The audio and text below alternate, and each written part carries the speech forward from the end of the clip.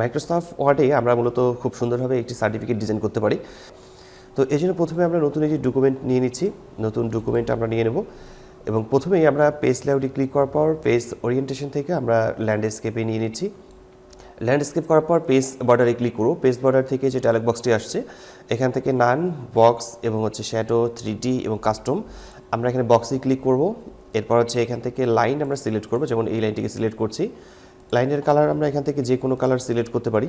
আমরা এই কালারটি সিলেক্ট করছি এবং লাইনের স্ট্রোকটাকে সর্বোচ্চ করে রাখছি। এরপর ওকে লেখাতে ক্লিক করলে আমরা দেখতে পারবো যে সব দিকে একটি লাইন তৈরি হয়েছে। তো এরপর আমাদের কাজ হচ্ছে ইনসার্টে ক্লিক করা। ইনসার্ট থেকে আমরা শেপে ক্লিক করব। শেপে ক্লিক করার পর আমরা এখান থেকে একটি ট্রায়াঙ্গেল নিচ্ছি, ত্রিভুজ নিচ্ছি, এক কথায় ত্রিভুজ নেওয়ার পর আমরা এটাকে এখানে ড্রয়িং করে নেব। এই ত্রিভুজের প্রথমে আমরা কালার চেঞ্জ করব। কালার চেঞ্জ করার জন্য শেপ ফিলে ক্লিক করছি। শেপ ফিলে ক্লিক করার পর এখান থেকে আপনারা যে কোনো কালার ব্যবহার করতে পারেন। আমি এই কালারটি ব্যবহার করছি। এরপর শেপ আউটলাইনে ক্লিক করে নো আউটলাইন ক্লিক করব। তো এটাকে কন্ট্রোল ডি প্রেস করে ডুপ্লিকেট করে নিচ্ছি। এরপর আমরা কন্ট্রোল চেপে ধরে এই শেপটাকে একটু ছোটো করে নেব এবং শেপটাকে মাঝখানে রেখে শেপ ফিলে ক্লিক করে এর কালার আমরা চেঞ্জ করব এবং শেপ আউটলাইনে ক্লিক করে এর কালার রাখছি হোয়াইট এবং আউটলাইনের স্ট্রোকটাকে আমরা এখান থেকে ডাবল করে নেব। তো দুইটি শেপকে একসাথে সিলেক্ট করে নেওয়ার পর আমরা এই জায়গায় এই শেপটিকে বসাবো। আমরা এদিকে ঠিকঠাকভাবে অ্যাডজাস্টমেন্ট করে বসানোর পর আমরা দুইটি শেপকেই সিলেক্ট করে নেব। কন্ট্রোল প্রেস করে দুইটিকে সিলেক্ট করে নিচ্ছি। সিলেক্ট করার পর কন্ট্রোল ডি প্রেস করে ডুপ্লিকেট করে নিয়ে আমরা এটাকে রাউন্ড করে নেব। রাউন্ড করে নেওয়ার পর আমাদের দরকার হচ্ছে এটাকে কর্নারে রাখা, অর্থাৎ পেজের ঠিক এই নিচের দিকে এখানে রাখা। আমরা নিচের দিকে এখানে রেখে দিচ্ছি এটাকে। তো এখন কাজ হচ্ছে যে এই শেপগুলোকে আমরা দেখতে পাচ্ছি যে এই যে বর্ডারটি যে তৈরি করছি এই বর্ডারের নিচে চলে গেছে। তো এটাকে বর্ডারের উপরের দিকে নিয়ে আসার জন্য আমরা আবারও পেজ লেআউটে ক্লিক করব।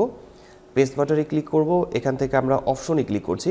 এখান থেকে চেকমার্কটাকে উঠিয়ে দিচ্ছি, ওকে লেখাতে ক্লিক করছি। এরপর আবার ওকে লেখাতে ক্লিক করলে এটা চলে আসবে এখানে উপরের দিকে।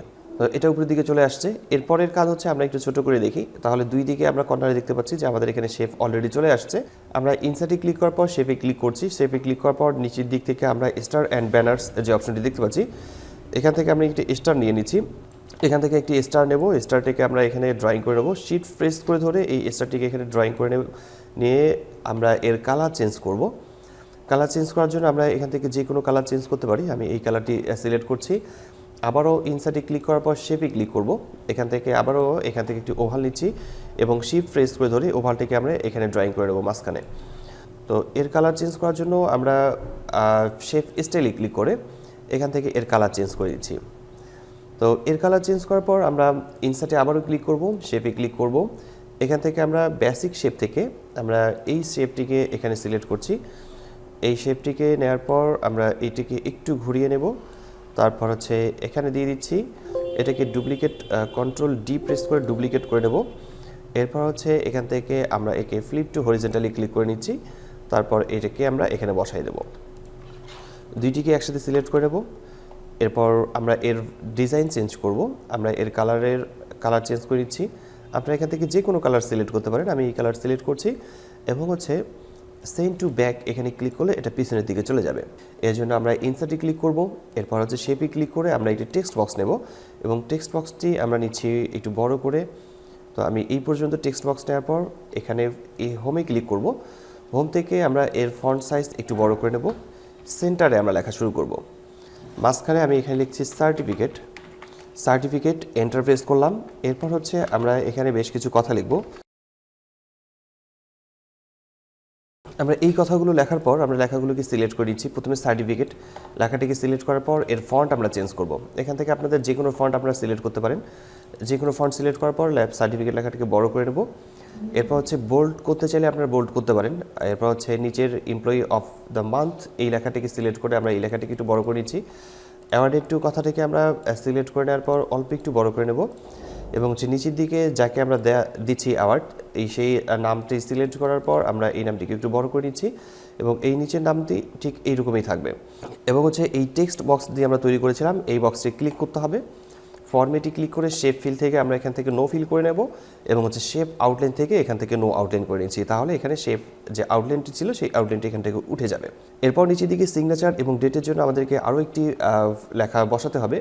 সেক্ষেত্রে আমরা ইনসার্টে ক্লিক করার পর শেপ থেকে আমরা টেক্সট বক্স নেব এবং টেক্সট বক্স আমরা এখানে একটি ড্রয়িং করে নিচ্ছি এবং এখানে আমরা লিখব সাইন এবং লেখাটিকে সিলেক্ট করে নেব। ফন্ট সাইজ আমরা এখান থেকে একটু বড় করে নেব, সেটার জন্য স্পষ্ট বোঝা যায়। এবং মিডিলে নিচ্ছি। এই যে টেক্সট বক্সটি তৈরি করা হয়েছে, এই টেক্সট বক্সের লাইনটাতে ক্লিক করে ফরম্যাটে ক্লিক করব, শেপ ফিল থেকে নো ফিল এবং শেপ আউটলাইনে ক্লিক করে এখান থেকে নো আউটলাইনে ক্লিক করব। তাহলে দেখা যাচ্ছে খুব সহজেই আমরা মূলত একটি ডিজাইন তৈরি করতে পেরেছি।